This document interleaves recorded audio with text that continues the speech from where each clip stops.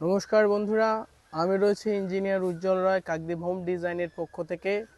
আজকের আমার কাকদ্বীপ বাসন্তী ময়দানের ঠিক কাছেই একটি স্ল্যাব কাস্টিংয়ের কাজ শুরু হবে।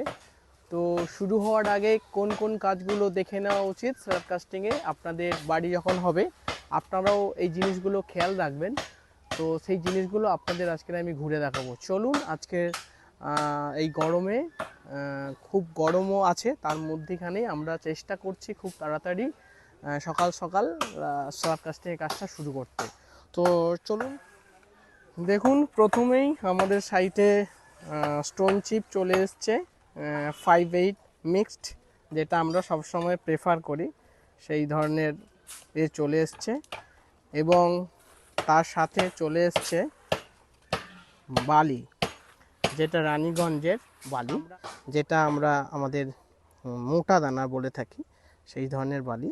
এবং আপনারা এখানে দেখতে পাচ্ছেন আমরা যে বালিটা এখানে ইউজ করছি সেটি চালিয়ে নেওয়া হচ্ছে, মানে কোনো ধরনের কাদা বালি যাই হোক, মানে মোটা কোনো কিছু পাথর যাতে না আমরা এই স্ল্যাব কাস্টিংয়ের মধ্যে যায়, সেই কারণের জন্য আমরা বাড়িটাকে চালিয়ে নিচ্ছি। এবং আপনাদের বাড়ি যখন হবে আপনারাও এই রকম বালি চালিয়ে নেবেন। দেখুন বন্ধুরা, এখানে আমাদের শাটারিংয়ের কাজ হয়ে গেছে এবং সেই শাটারিং করতে গেলে কোন কোন জিনিসগুলো আপনারা মাথায় রাখবেন সেটাও একটু বলি। যে সব সময় চেষ্টা করবেন আপনাদের এই শাটারিংয়ের বাঁশগুলোকে সোজা এবং মোটা বাঁশ দেওয়ার। দিলে কি হবে, স্ট্রেট যদি বাঁশ থাকে তাহলে সেটা হচ্ছে খুব ভালো ভার নিতে পারবে। তো তাই সেই কারণের জন্য আপনারা সব সময় প্রেফার করবেন যে সোজা মোটা বাঁশ। দেখুন বন্ধুরা, আমরা এখানে কিছু কিছু পাইপও ইউজ করেছি, স্ট্রেট পাইপ। এই ধরনের দেখুন একটা মোটা লম্বা বাঁশ, সোজা বাঁশ আমরা ইউজ করেছি।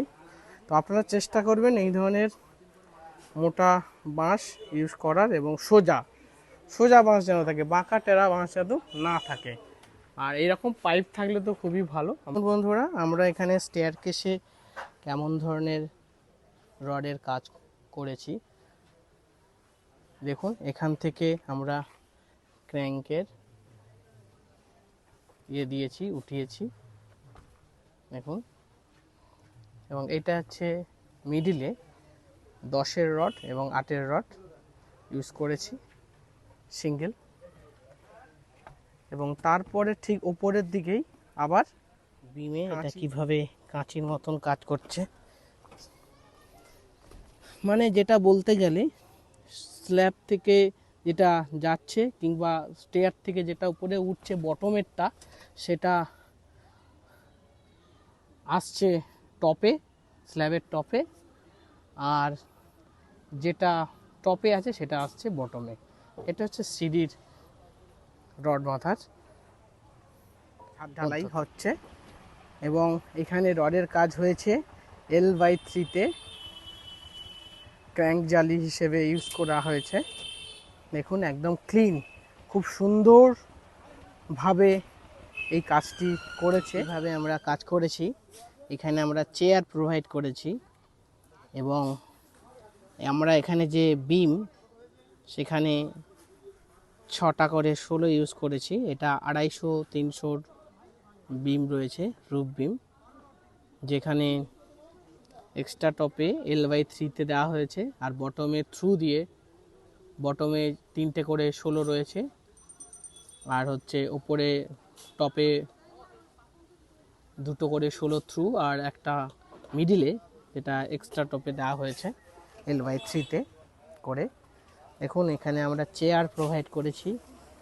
মেন জিনিস যেটা বলার সেটা হচ্ছে আমরা এখানে খুব সুন্দর করে 15 mm কভার ব্লক ইউজ করেছি। আপনাদের যখন বাড়ি হবে অবশ্যই এই কভার ব্লক ইউজ করবেন এবং চেয়ার এগুলো ইউজ করবেন। আর এখানে দেখুন ক্যান্টিলিভার যেটা হয়েছে সেটা এই ক্র্যাঙ্ক থেকে জালি গেছে, গিয়ে এটা কিন্তু 10-এর রড, ক্যান্টিলিভারে সবসময় আপনারা 10-এর ইউজ করবেন।